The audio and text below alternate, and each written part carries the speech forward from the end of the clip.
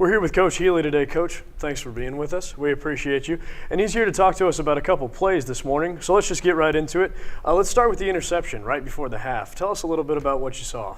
Big play for us. It's 21-14, and they're driving the football. They got a chance to go up 28-14 right before the half, and Gunner makes a great play and gets in the throwing window and does exactly what we asked him to do at the linebacker position, and gives us an opportunity to try to go downfield and make it at least 21-17 right before the half.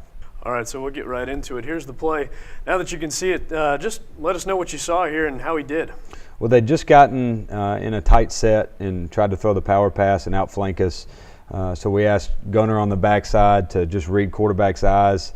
They try to throw one over the top to the near goal post, and Gunner gets right up underneath it and makes a big pick. Very smart play by him. He slides down in the end zone. Looking at the film, you see a lot of space, so maybe we'll learn from that and could have maybe gotten out on this one a little bit. But smart play, that's what we asked him to do, and hindsight's 20/20. All right, next up we have the kickoff return. Big one, start the half off, and obviously it's with your special teams player of the week, and this was a big reason for that. Kyron Moore takes to the house. Tell us a little bit about what you saw and the things that he did here on this play.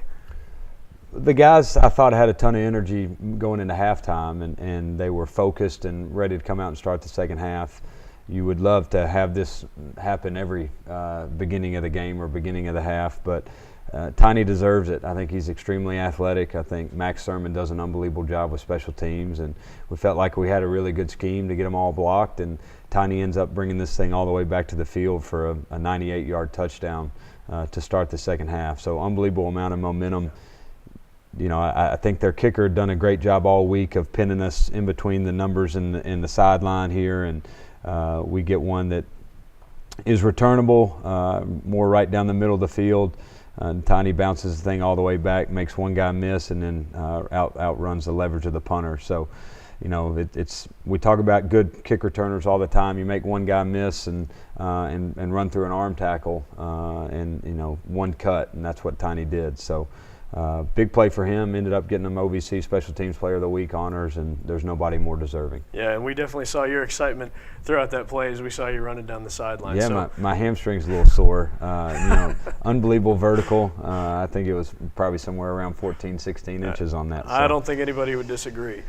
All right, next up we have this important onside kick, and it came when you guys had just made it a one-possession ball game. Tell us about your decision there and how you decided to go about the surprise. Well, I got a lot of confidence in Max Thurman. This is his call, and he executed it to perfection. We'd seen all week where their frontline guys were a little deeper than normal. We feel really good about Nick Ghana and his ability to put the ball where he wants it to be. And so we said, you know, at any point in time where we felt like we needed some momentum or we'd had the momentum, we were going to go ahead and call it. And Max did a great job of dialing it up. You see here, these guys are at 14 yards, and this guy's tighter than usual. Usually what people will do is they'll put this guy as wide as the widest one of our guys. So we'd seen it on film all week. We didn't think they would adjust, and so you'll see Nick as he approaches the ball, he'll start to kind of widen over this way to make sure that and we actually told him, put it 12 yards. So right here on the 47-yard line is exactly where we wanted them. And then we told Malik, as these guys circle in, to stay wide. You should catch it 12 yards on the sideline. And Nick does an unbelievable job of executing this kick. So you can see his approach, how it changes a little bit. He pushes it, and you can see exactly where this ball is caught at 12 yards. So unbelievable. Great call by Max Sermon. He gets all the credit for it. I told him I'd take all the credit if it didn't work, and he got all the credit if it did work. So, Max does a great job and schemed this up very well. Well, not a bad deal for him, and obviously executed well. Yeah, big point in the game. You know, it's 35-28 now. We got the ball almost at midfield with a chance to tie it up against the number 13 team in the country. So great play by Max. All right, next up, looking at the offense here. Jared Beard, obviously, with a huge week after looking at statistics, and a lot of the fans have heard his name before and seen him around, but tell us about what you saw with him here. Well, he runs great routes, and we've got a little short motion that's going to come where what we'll try to do is we'll try to inside motion him to make sure that we get outside leverage by one of these guys. If they decide to switch it off, As this guy works inside, he'll be outside leverage of Jalen here. If they stay man on, this guy should run with Jared. So they zone the thing up. You can see that we're going to get outside leverage by these guys. We'll run a post route with Jalen Marsalis, and then Jared will be on the trail route with the corner route over the top of it. And then we'll have the back here will be in the flats after he fakes off of an inside zone look to the left side here. So Marvin, you'll see, will be in the flats to try to hold any kind of corner. And then Jared does a great job, too, here of avoiding the corner. As he's coming out, we give him two different angles. If at any point in time he continues to backpedal, Jared will break this thing off flat.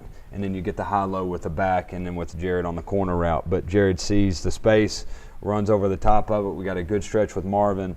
And it's a great job by Tamarius in the pocket. If you go to the tight version here, you see here with the play-action fake, Tamarius does a good job of making sure that at some point in time it looks like we have the ability to hand the ball off to the running back.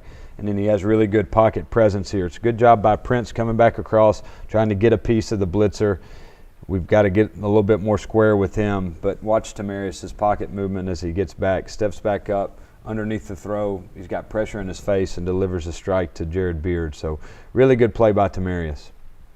All right, Coach, big week coming up. We've got the Battle of the Border sponsored by Heritage Bank, and we know that it's one that you've been looking forward to ever since you've got to the program, and we'd like to hear your thoughts on it and what you expect coming into this week.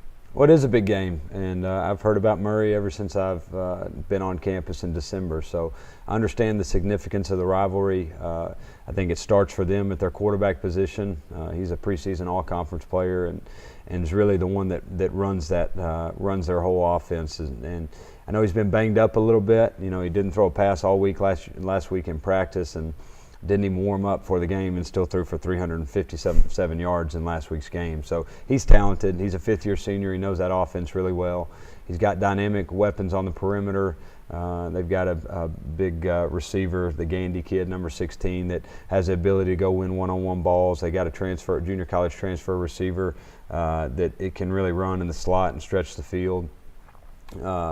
You know, they're a pass-first offense, and their head coach, Mitch Stewart's known for what he can do offensively in his scheme.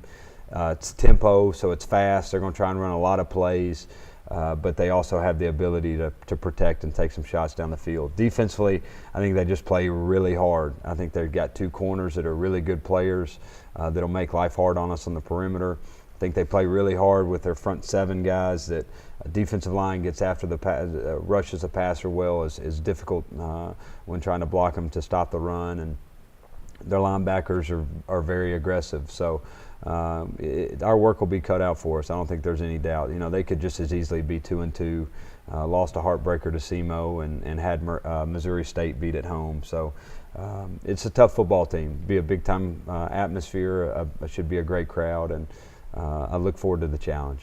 Yeah, well, absolutely. And we thank you for being here. We wish you luck this weekend, and we appreciate all that you've done so far. So I appreciate it. We look forward to seeing it. Go Govs. Yes, sir.